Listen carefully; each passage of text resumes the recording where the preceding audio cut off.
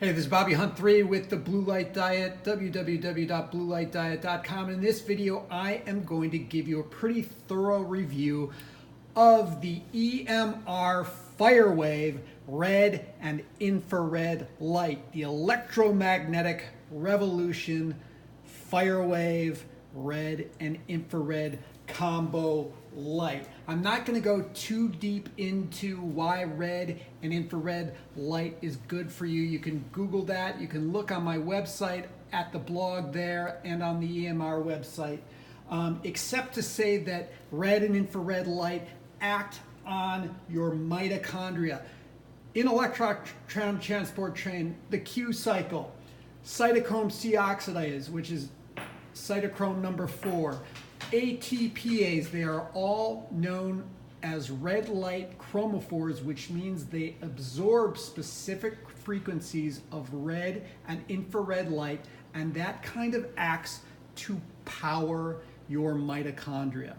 So your mitochondria become more efficient, they work better, and you actually can create some ATP without eating any food. So think of red light as food for your mitochondria. And the reason I really like this red light is because it has 3 different wavelengths of red light, some of the most studied wavelengths. It's got 630 nanometer wavelength, and that's kind of a red orangish. Some people would say that's a little bit on the orange side, but it's right at the beginning of the red, and that makes up about 25% of the light's output.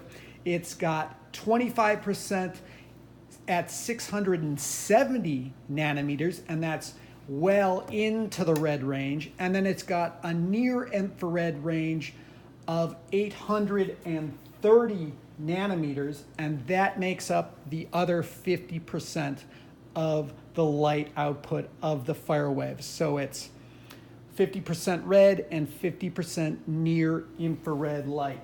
Now, what I want to show you here is one of the reasons I like this light is it's so powerful. So when I turn the light on, watch this, you're just going to get blasted with red light here.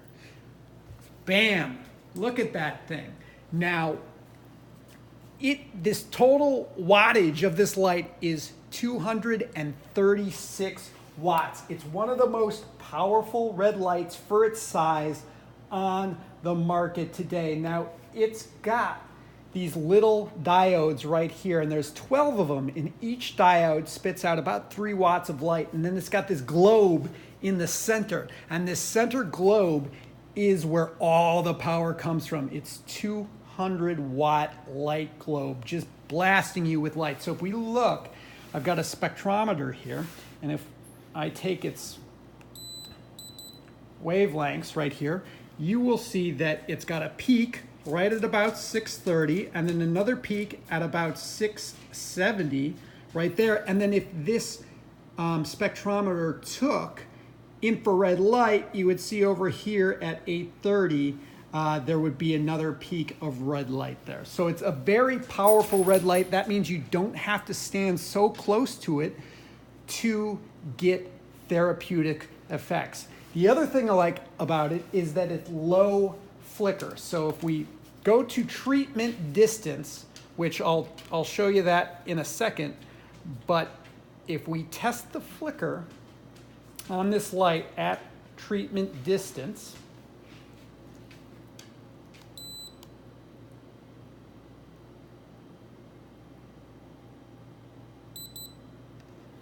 we basically see it's got a percent flicker of about 1.43. So that is super low flicker. And again, if you don't know what flicker is, Google it online, go to my website, check it out. But it causes some problems with certain people. And sometimes some flicker can be good for you, but generally speaking, if you don't know anything about flicker, what you want to find is a light with the lowest amount of flicker possible, and this light is the light with the lowest amount of flicker that I've tested so far.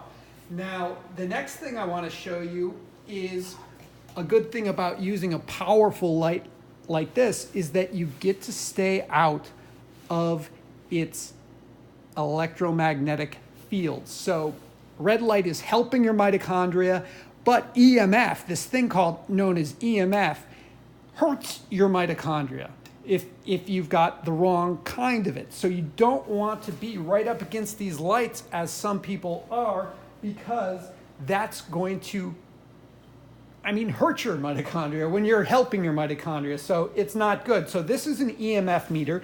It tests a few different things. So it tests the RF.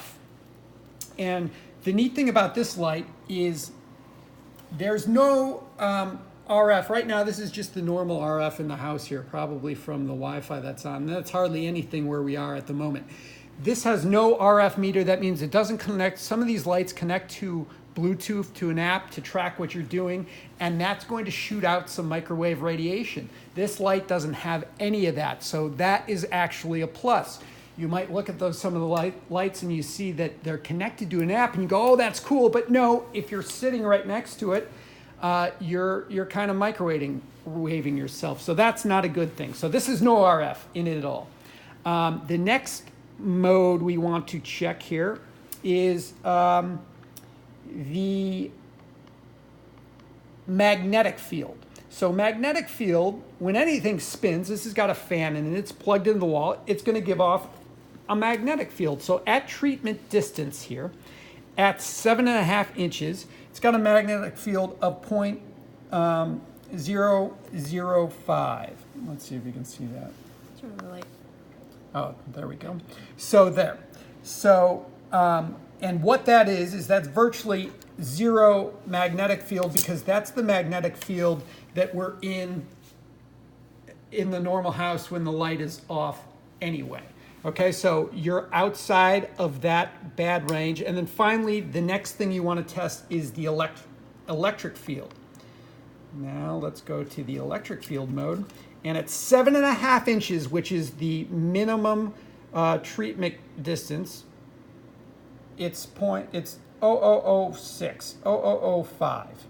Okay, so again, if we turn the light off, we see that is just the electric field in the house. So we're outside of the range, the bad range of an electric field for this light.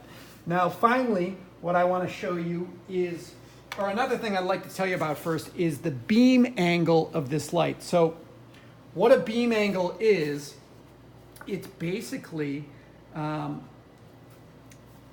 the amount of light in a treatable area that this light gives off. So most lights that you'll see on the market, they've got a beam angle of anywhere from 90 degrees to 100 degrees, 120 degrees. And that means that the treatable distance, the power, the therapeutic power of the light decreases pretty significantly the further away you go from the light. And you actually have to get very close to the light to have it treat your whole body. For instance, a laser has a beam angle of 1 or 2 degrees. So you can see that in a laser, the light is very concentrated. That power is very concentrated, right? So the nice thing about this light is, like, unlike other red lights, it's got a 60-degree beam angle, which means that at treatment distances, I'm going to recommend in a second, it's going to be perfect for the size of your body, basically, your torso on up or below, depending on where you're treating. Now, for treatment, just really quick, I'm going to show you I'm going to suggest 2 different treatment distances, and one is if you want to treat your skin, and then the other is if you want to treat deeper tissue, like an organ or some muscles. So for your skin, we want a,